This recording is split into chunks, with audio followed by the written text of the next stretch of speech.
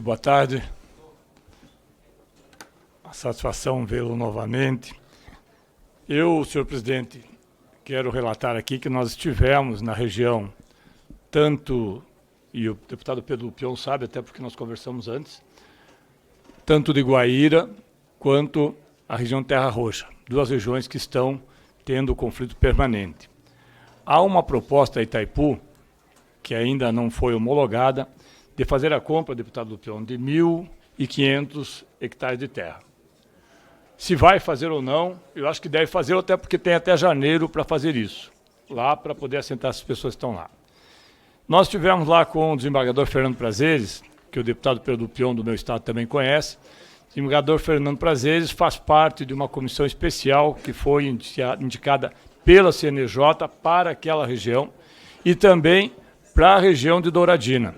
Estivemos em Douradina, senhor presidente, e no dia que nós estávamos em Douradina, com essa mesma comissão, da Comissão de Direitos Humanos, com o CIMI, Conselho Indigenista Missionário, com a FUNAI, com a comissão, com o Ministério de Direitos Humanos, com o Ministério dos Povos Indígenas, no mesmo dia que nós estávamos lá, na manhã daquela quinta-feira, houve um conflito, e nesse conflito uma indígena foi atingida por um tiro de fuzil na perna, posteriormente teve essa perna amputada, e nós fomos até Antônio João. Antônio João é uma das áreas de conflito que tem, já desde 2005, essa terra estava homologada como terra indígena, desde 2005. E em 2005, houve um pedido da dona Roseli, que é dona de uma das áreas, que está dentro desses 10 mil hectares, um pedido liminar para que fosse suspensa a homologação. Ele foi distribuído para o ministro Jubim, o ministro Jubim deu o liminar, só que a liminar, depois posteriormente passada para o ministro Gilmar Mendes, não foi julgada.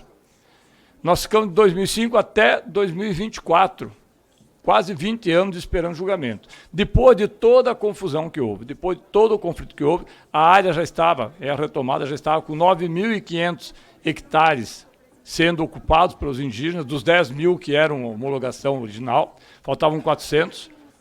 Posteriormente, o ministro Gilmar Mendes chamou para uma conciliação aqui em Brasília, fez a conciliação, determinou que o governo federal fizesse um depósito de um determinado valor, se eu não estiver enganado, são 15 milhões de reais para os proprietários, mais 105 milhões para indenização, e essa está homologada.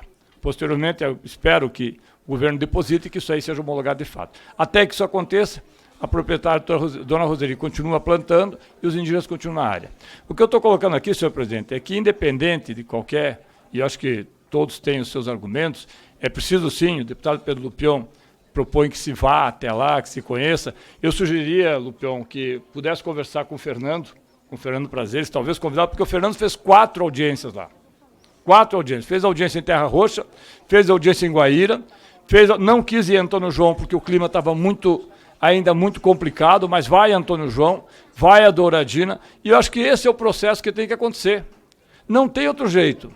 Nós vamos ter que entender que há uma realidade, alguns dizem que os índios são paraguaios, eu diria que os brasileiros são portugueses. Porque antes de nós termos a população ocupando aquela área, em 1875, que é o dia, inclusive a data que está colocada como uma das áreas, já havia índios no Paraguai e no Brasil. Aliás, aquela área, e alguns sabem, principalmente aqueles que são do Mato Grosso e do Mato Grosso do Sul, sabem que aquela área pertencia ao Paraguai. Eu acho que o pessoal sabe, Pedro Lupion sabe, que aquela era uma área do Paraguai. Ela só passou ao Brasil depois da Guerra do Paraguai. Mas era do Paraguai. E tinha, obviamente, população que estava ali indígena e que estava no território paraguaio, que depois, posteriormente, passou a ser brasileiro. Eu acredito que essas coisas precisam ser bem colocadas, porque não adianta a gente transformar esse debate em debate passional. E não acredito que seja esse o objetivo do Pedro Lupion, porque eu conheço. Mas é preciso que a gente tenha uma solução. Quando o Itaipu fechou as comportas, foram 70 mil hectares de terras com mais de 30 aldeias que foram alagadas. E não houve nenhum tipo de indenização. Nenhum. Isso criou um problema. E não estou colocando aqui que é um problema de agora, mas criou um problema. O Mato Grosso e o Mato Grosso do Sul tiveram esse problema, inclusive agravado, a partir do momento em que nós temos as populações vindas do Rio Grande do Sul, vindas do Paraná e passando a desenvolver também fazendas no Mato Grosso do Sul. Então, senhor presidente, eu coloco isso porque eu entendo que se há uma comissão e se ela vai ser aprovada ou não vai ser aprovada, o senhor vai colocar em votação na sequência, tem que haver uma comissão que possa chegar lá para resolver. E não vai resolver dizendo que tem que sair os índios de lá. Simplesmente é isso aí. Porque não resolveu agora. Resolveu quando o Gilmar Mendes, o ministro Gilmar Mendes, resolveu definitivamente julgar a liminar de 20 anos atrás. Se a justiça não opera como deveria, nós vamos continuar tendo conflitos, nós vamos continuar tendo confrontos. Inclusive, e aqui eu quero reconhecer que houve um grande esforço desta casa para que nós pudéssemos ter esta solução. Esta solução aconteceu porque nós fomos lá e conversamos. Não eu. Eu, né, sou apenas um deputado. Mas todo o interesse da sociedade. Porque pacifica, senhor presidente. Pacifica. Resolve.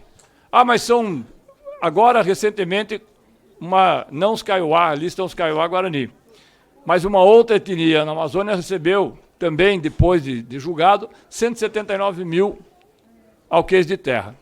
São pouco mais de 600 indígenas. Ah, mas é muito pouco índio para muita terra. Mas nós temos proprietários de terra, eu vou dar um exemplo, uma empresa no nosso estado, no Paraná, é uma pessoa jurídica, que tem 600 mil hectares de terra para plantar pinos. O deputado Pedro conhece bem. Aí é normal. É normal, 600 mil hectares para uma única empresa. Nós temos no Mato Grosso, e os senhores sabem, cultura extensiva, primeiro de algodão, agora de soja e milho, que nós temos também propriedades extremamente grandes. O que eu digo, Pedro, deputado Pedro, desculpe pela relação que nós temos, e o deputado Tião, é que nós não vamos resolver a coisa se não for com diálogo.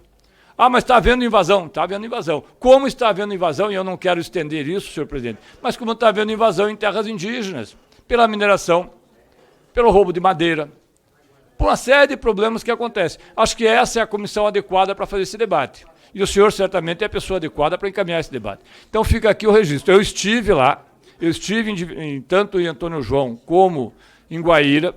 Há um acirramento, já não é de agora. Quando nós éramos, eu e o deputado Pedro Pão, o deputado Tião, éramos deputados estaduais, esse processo, Tiãozinho lembra, esse processo já vinha acontecendo há 10 anos atrás, só que deixa levando. Uma hora as coisas se complicam. E pode morrer um indígena? Pode morrer 2, pode morrer 10, pode morrer... Pode. Como aconteceu agora de um agricultor ser agredido, de indígena ser atingido, e não resolveu o problema. Então a gente quer resolver. Mas para resolver eu acho que tem que ter, por isso que eu faço o pedido para que aqueles que são proponentes consultem o que o CNJ já está fazendo, consultem o que o desembargador, que aliás está aberto e muito tranquilo para conversar, o que o desembargador Fernando Prazeres faz, consultem aquilo que o Tribunal de Justiça do Estado do Paraná também já vem fazendo e que Itaipu possa fazer. Eu acho que Itaipu tem, aí é minha opinião pessoal, senhor presidente, Itaipu tem um papel fundamental nessa história. Itaipu tem, sim, e já se comprometeu, que fazer aquilo que diz que pode fazer, que é a aquisição de uma área de terra, seja em Guaíra, seja em Terra Roxa, ou nas duas proximidades das duas áreas, para que possa ser... Há pelo menos 10 fazendas ofertadas. Algumas são muito pequenas, são áreas muito pequenas, mas a última vez que eu estive lá havia 10 fazendas ofertadas para compra. Se isso de fato acontecer, e o proprietário quer fazer isso, alguns dizem, mas não tem sentido. Eu não sei se tem sentido ou não tem sentido. O que tem que acontecer tem a área, quer vender, venda e construa aquilo que os indígenas estão reivindicando. E as coisas andam. Obrigado, senhor presidente. Presidente, só um minuto.